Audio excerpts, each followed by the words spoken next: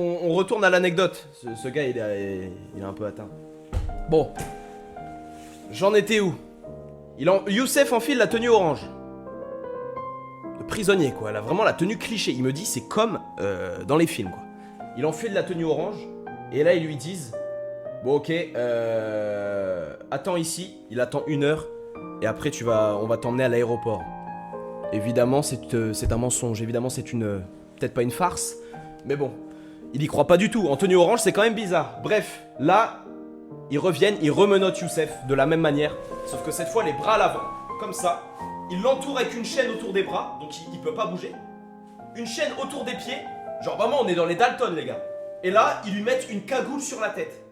Les gars, c'est comme si... on aurait dit que Youssef, c'était Ben Laden, les gars. Ils le mettent dans un fourgon de la même manière comme As. Youssef, il voit rien. Ils le mettent dans un fourgon, il roule 1h30.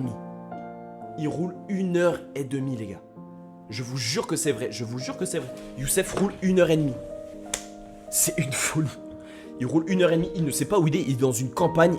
Il dit, parce qu'il voit vite fait à travers la cagoule, donc il a pu voir l'heure. Il a roulé genre de 1h du matin jusqu'à 2h30 environ, un truc comme ça. Les gars, on aurait dit le coxage de la Légion étrangère. Je vous jure que c'est vrai, les gars, c'est pas fake. Je vous jure que c'est vrai. Il l'amène dans une espèce de zone industrielle. Et là, il arrive en mode en tôle, les gars. Il arrive en tôle. Et genre, ils lui disent, voilà, là, tu vas dormir là. Il a pas demandé d'avocat. Mais frérot, ils s'en battent les couilles aux États-Unis, frérot. Je ne sais pas. En tout cas, je connais pas les droits, etc.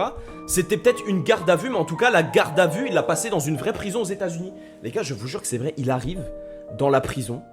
Ils lui disent, bon, bah, tu vas dormir là.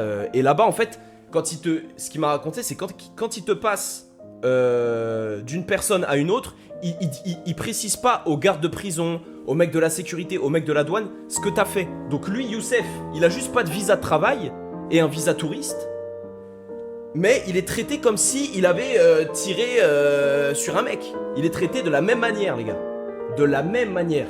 Et c'est ça le problème, c'est que le mec il est en tôle. Les gars, il rentre dans la prison accompagné d'un garde qui lui dit, bon, tu veux dormir où? Et là Youssef il dit, non, je vais pas dormir là.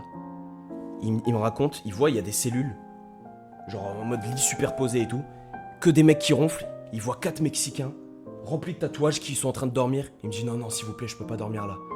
Et là, le gardien, il a été pris d'une once d'empathie. Il lui a dit bon, ok. Il lui trouve une chambre là-haut. Youssef va dans son lit. Il y a pas de couette, pas d'oreiller. Il demande quand même, tu vois. Il supplie les gens. Il dit mais j'ai rien fait et tout. Il explique le truc. Les mecs, ils veulent rien savoir. Ils disent non, tac. Il le pousse et tout, tu vois, genre en mode vraiment violent. Il va dans son lit,